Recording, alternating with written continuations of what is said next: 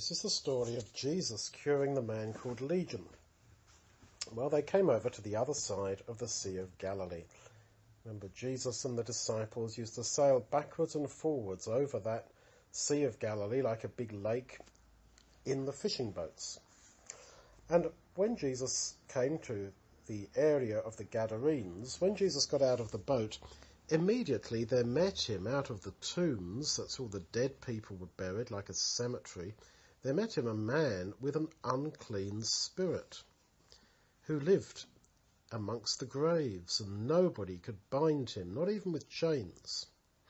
Now, when we read about unclean spirits and demons, this was how the people in those days understood people who were a bit crazy, or they had diseases that they couldn't explain.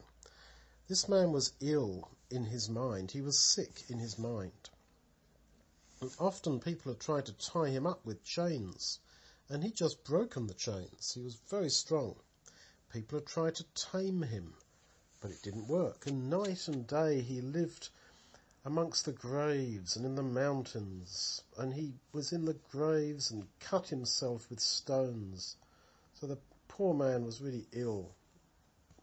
When he saw Jesus far away, he ran up to him and worshipped him. And he cried out in a loud voice, "What have I got to do with you, Jesus, you Son of the Most High God? Make promise to God that you will not hurt me." So this poor man, although he was very confused, he did actually understand that Jesus was the Son of God. Jesus had said to the man, "Come out of him, you unclean spirit." So Jesus spoke to these poor people who were so confused and thought that they had crazy things inside them. He spoke to them in the sort of language that they understood. And Jesus said to him, "What's your name?" And the man said to Jesus, "My name is Legion, for we are many." Now, a legion was like a legion of Roman soldiers. It was, say, 100 or even 1,000 or lots and lots of people. So he said, "My name is many." He thought he had lots and lots of crazy spirits and things inside him. Now, there on the mountainside, there was a big herd of pigs feeding. Now, you remember in the Old Testament, the Jews had to make a difference between different kinds of animals. And pigs were unclean. They weren't clean animals. So the Jews shouldn't have been keeping them.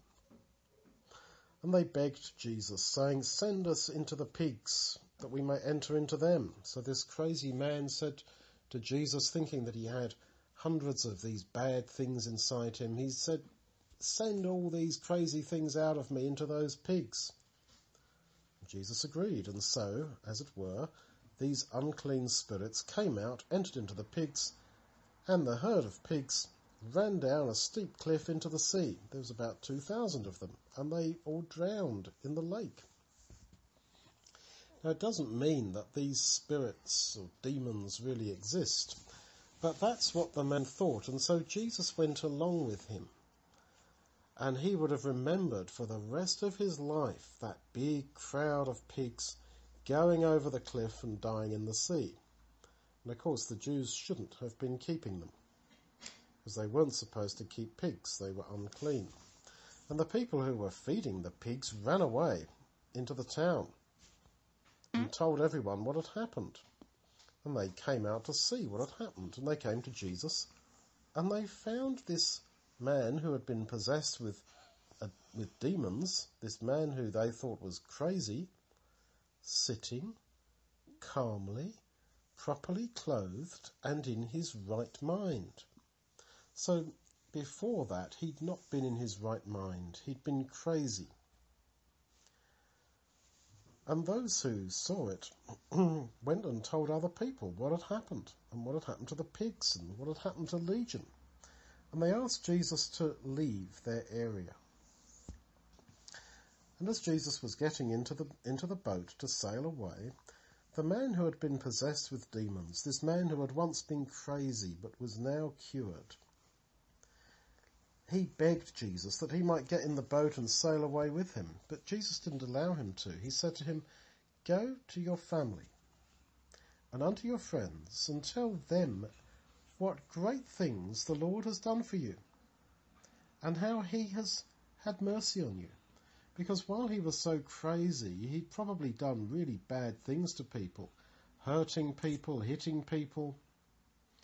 And Jesus says to him, "Go and tell your family the great things the Lord has done for you." And the man went away and began to tell all the people in all the towns around that area the great things Jesus had done for him.